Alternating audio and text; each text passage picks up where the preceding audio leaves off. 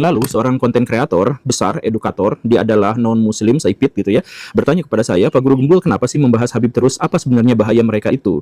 Kenapa harus dibahas terus-terusan padahal kasusnya cuman nyerobot makam doang gitu. Ya sebenarnya tidak hanya nyerobot makam Baraya, dan tentu saja motivasi saya membahas Habib bukan hanya urusan-urusan finansial atau material, tapi lebih daripada itu. Bahkan kalau misalkan Baraya sadari, saya adalah salah satu pengkritik Habib-Habib itu sejak awal mereka muncul, dan ketika mereka sedang berjaya-jayanya, dan ketika kita mengkritik Pak Habib di masa jayanya, itu Baraya bukan dapat finansial, bukan dapat apa, tapi ancaman teror, ancaman kematian, bahkan subscribernya dipastikan fix itu turun pada waktu itu.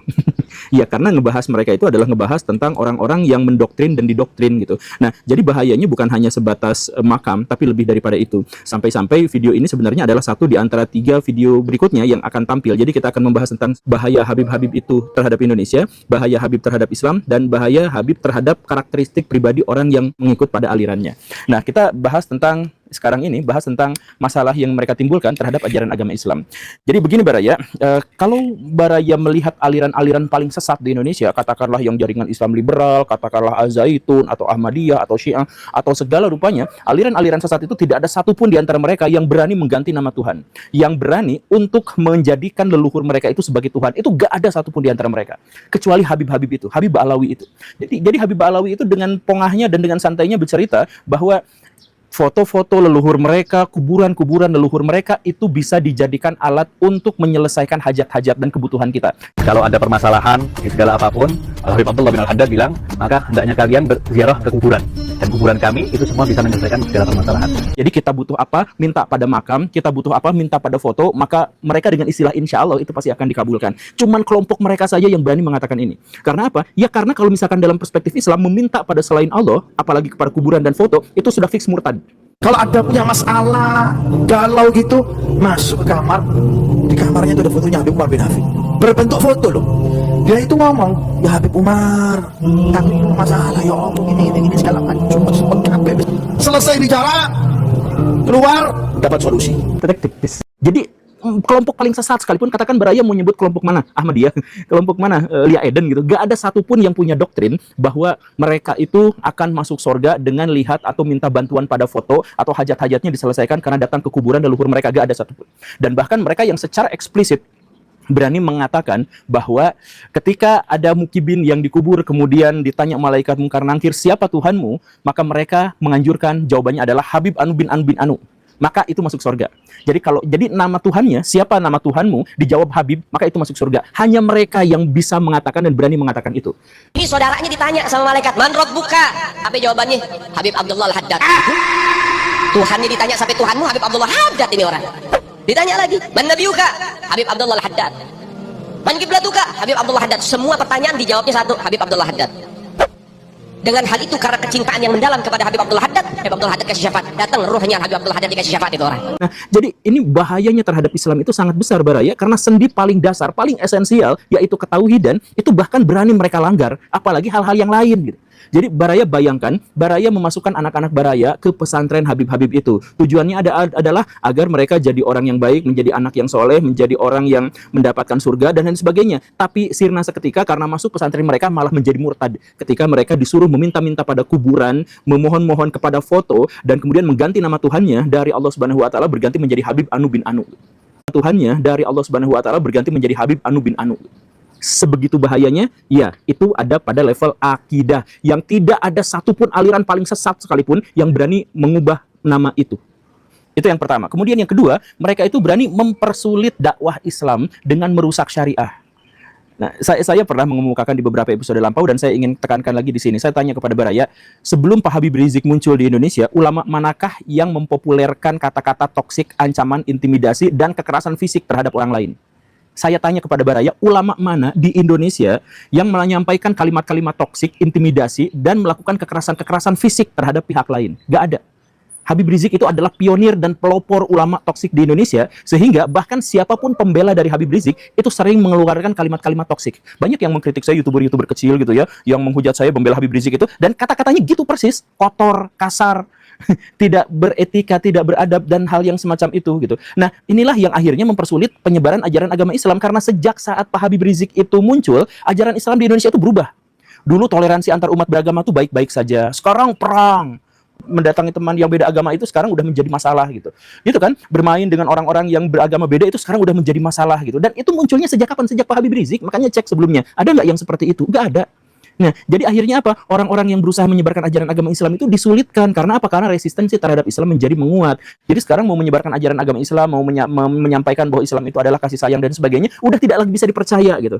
Karena apa? Ya karena Pak Habib menormalisasi ulama-ulama yang akhirnya jadi toksik. Sekarang banyak, alhamdulillah ya, sekarang banyak ulama-ulama yang kata-katanya kasar, yang kata-katanya toksik, yang mengintimidasi pihak lain, dan itu tetap disebut sebagai ulama. Padahal kan sebenarnya dalam hadis Nabi jelas orang yang suka mengumpat dan berkata kasar itu bukan orang Islam.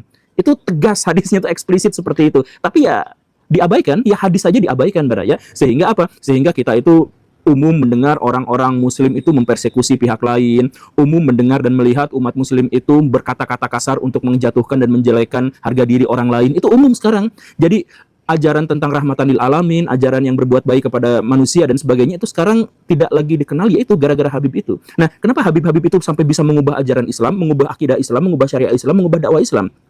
Simple, sederhananya mereka menggunakan 3 jurus. Yang pertama, mengaku sebagai keturunan Nabi. Yang kedua, mengklaim bahwa keturunan Nabi itu pasti suci dan pasti maksum. Dan yang ketiga adalah siapapun yang mengkritik mereka, maka mereka menyebutnya sebagai iblis atau awam. Jadi kalau misalkan Baraya mengkritik habaib gitu ya, pasti Baraya itu, ya kalian itu kan awam, nggak ngerti apa-apa gitu kan. Ketika mereka dawir ke sana ke sini menceritakan tentang rantai emas yang turun ke langit, kan mereka menjawabnya apa? Waduh, kita sekarang jangan banyak bahas-bahas karomah sebab orang-orang awam yang tidak mengerti akan menjelekan kita. Mereka tuh menyebut kita tuh awam kalau kita tuh nggak percaya sama dawiran-dawiran mereka. Mereka tuh akan menyebut kita iblis kalau kita tuh berani mengkritik mereka. Umat Islam mulai gaya, mulai mengkoreksi Habibnya, mulai mengkoreksi ulama-ulama dari anak cucu Nabi Muhammad SAW. Orang yang seperti itu mirip dengan iblis. Bahkan nama iblis pun mereka bawa-bawa gitu. Padahal kan nggak izin dulu sama iblis. Itu masalah yang kedua, bahaya yang kedua. Kemudian bahaya yang ketiga, Baraya mereka itu mempropagandakan kebodohan. Al-Hamid ngeluarin rantai emas dari langit. Jadi gini, suatu kali Habib di Indonesia itu ditanya, kenapa Habib-Habib itu nggak nulis kitab, nggak nulis buku? Kemudian mereka menjawab, kami tidak menulis kitab. Jadi secara eksplisit mereka sudah menjawabnya, ya, mengkonfirmasi bahwa mereka tidak menulis kitab. Tapi yang mereka cetak adalah aulia-aulia, adalah wali-wali. Sehingga di Tarim, kota kebanggaan mereka itu, tidak ada satupun laki-laki yang baru tumbuh kumisnya kecuali dia sudah menjadi wali. Nah, itu klaim mereka. Itu kan sebenarnya pembodohan luar biasa. Ya jelas pembodohan lah. Nah, kemudian mereka ceritakan bahwa leluhur mereka itu adalah bisa naik ke langit karena ada karomahnya, karena mereka wali. Kemudian mereka itu bisa Isra Mi'raj sampai 70 kali karena mereka itu wali dan sebagainya. Itu saja sudah kebodohan. Tapi kebodohan itu gak seberapa dibandingkan mereka bahkan berani mempropagandakan kebodohan itu. Kompas, CNN gandakan kebodohan itu. Kompas, CNN, Sindo. Kalau misalkan Baraya ngetik ke mereka misalkan biografi Habib Kuncung, misalkan biografi Habib ini gitu misalkan, itu langsung yang keluar itu adalah karomah dari ini, karomah dari ini, karomah dari ini dan sebagainya. Tapi nggak ada catatan sejarahnya.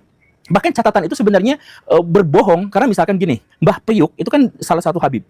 Mbah Priuk itu sebenarnya anak buah kapal biasa aja. Tapi kemudian mereka propagandakan sebagai penyebar ajaran agama Islam di Jakarta. Baraya datang ke makam-makam Habib itu narasinya adalah penyebar ajaran agama Islam di, penyebar ajaran agama Islam di. Habib Kuncung, Habib itu kan sebenarnya bukan siapa-siapa, orang biasa aja. Tapi setelah meninggal, anak keturunannya kemudian mengklaim bahwa mereka itu wali, mumpung nggak ada catatannya gitu ya. Mereka wali, kemudian bikin karomah-karomahnya. Setelah bikin karomah-karomah itu mereka propagandakan di kitab-kitab mereka, kemudian dia di semua media digital yang dikenal di Indonesia.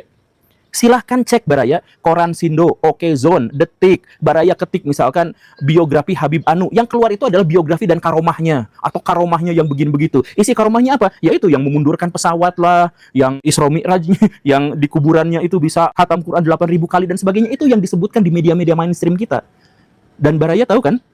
Kalau sebuah kebohongan dipropagandakan, maka dia akan diterima sebagai sebuah fakta dan kenyataan. Sampai ada media digital di Indonesia yang nge-blacklist saya gara-gara mengkritik Habib. Ada. Itu kan tidak profesional ya sampai media digital, tapi ada yang seperti itu tuh. Bukan satu, dua. Ya, dan ya itu modus standar mereka itu adalah mereka cari leluhur mereka, orang biasa juga langsung diganti riwayatnya, diceritakan karomahnya, disebutkan penyebar ajaran agama Islam di Indonesia, lalu diwartakan ke seluruh dunia plus dengan karomah-karomahnya. Kemudian kalau misalkan disangkal, maka siapapun yang menyangkal Habib-Habib itu maka disebut sebagai iblis, minimal orang awam, begitu. Dan ketika kita berkunjung kepada mereka, maka mereka itu adalah pemilik kunci surga. Nah, ini masalah keempat mereka.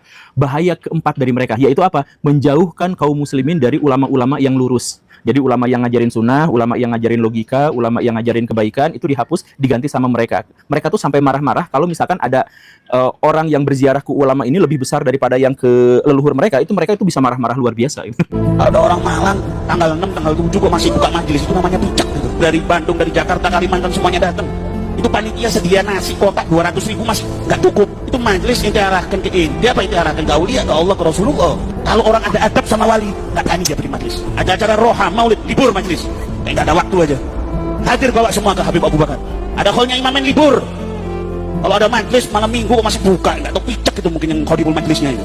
Nah, karena apa? Karena mereka fokusnya itu adalah menjauhkan orang-orang dari ulama yang beneran dan kemudian dibawa kepada ulama-ulama mereka. Seperti itu. Makanya mereka sampai mengatakan ini kan sebenarnya adalah provokasi yang frontal. Mereka katakan bahwa Habib terbodoh lebih baik daripada 70 kiai yang paling cerdas, yang paling hebat. Begitu kan? Kemudian mereka sampai mengatakan bahwa duduk di depan habaib itu pahalanya jauh lebih utama, lebih besar daripada sholat. Gitu, mereka tuh berani menyebutkan yang seperti itu. Kemudian apalagi, mereka misalkan mengatakan bahwa ada orang yang ahli maksiat, ada yang jahat, yang tidak pernah ibadah, yang nggak benar pergaulannya, dan lain sebagainya, tapi dekat dan berani mentraktir Habib, maka dia akan masuk ke dalam sorga dengan jalur yang paling instan. Ini adalah fardu, ingat fardu, bukan senang. Cinta kepada Habib, cinta kepada Habib, cinta kepada kalian ini adalah fardu, ingat fardu, bukan senang. Seorang Habib yang gila itu lebih utama daripada ulama amilin. Baraya, video-video yang seperti itu sudah banyak banyak lah sekarang konten-konten kreator yang menjelaskan itu. Itu semuanya sudah fix seperti itu. Jadi ulama yang benar mereka jadikan musuh, kemudian jauhkan mereka agar dekat sama kelompok Habib mereka, agar nyumbang kalau misalkan mereka ngadain haul, ada nyumbang kalau misalkan mereka ziarah dan sebagainya ke kelompok mereka saja. Fix, ya selesai seperti itu gitu. Dan ketika ada ulama-ulama yang lurus, yang pengaruhnya besar di Indonesia, ya paling mereka dekatin. Dan kemudian mereka cuci otaknya. Ini saya mohon maaf ya, saya tuh sebenarnya suka sama Ustadz Abdul Somad tuh, karena ngomongnya tuh enak gitu ya. Tapi bahkan Ustadz Abdul Somad pun, ketika beliau itu mengkritik hadis itu luar biasa ketatnya, ketika menafsirkan Quran itu luar biasa bagusnya, tapi ketika mendengarkan cerita Habib, dia langsung percaya, tanpa mengkritik, tanpa memverifikasi. Kan Ustadz Abdul Somad itu pernah mengatakan bahwa, ya di Tarim itu jalannya tidak diaspal, bukan karena miskin, tapi karena pemerintah setempat itu tidak mau jejak-jejak aulia terkubur sama aspal. Makanya di Tarim Hadramaut Yaman tak diaspal jalan. Bukan karena Yaman miskin, pemerintahnya kaya raya. Kenapa? Karena mereka tak ingin bekas-bekas tapak kaki wali-wali Allah itu ditutup oleh aspal.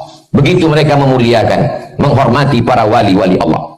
Kalau yang ngomongnya Habib itu ya gak apa-apa, tapi ini bahkan selevel Ustadz Abdul Somad pun ketika banyak diskusi dan bergaul sama mereka, ya ikut gitu juga. Padahal kan kota Tarim itu adalah salah satu kota paling miskin di Timur Tengah dan ada di sebuah negara yang paling miskin di Timur Tengah gitu. Kenapa miskin? Ya karena dikuasai sama Habib-Habib yang seperti itu gitu. Apakah Baraya mau Indonesia menjadi seperti itu?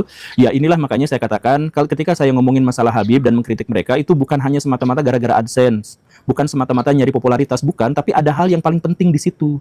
Makanya keberadaan Pak Imaduddin Usman itu sangat penting dan sangat berharga buat Indonesia. Kenapa? Karena kan yang tadi bilang Habib-Habib itu bisa merusak ajaran agama Islam itu karena 3 hal. Pertama, gitu kan? Nah, Pak Imaduddin itu membahas hal yang paling dasarnya, yaitu bahwa mereka bukan keturunan Nabi. Ya, sejak saat itu selesai sudah. Oke, Baraya, itu saja ya. Kelak di episode berikutnya kita akan bahas bahaya dari Habib-Habib itu bagi Indonesia dan bagi diri sendiri. Terima kasih karena sudah menyimak. Saya Guru Gembul. Assalamualaikum warahmatullahi wabarakatuh.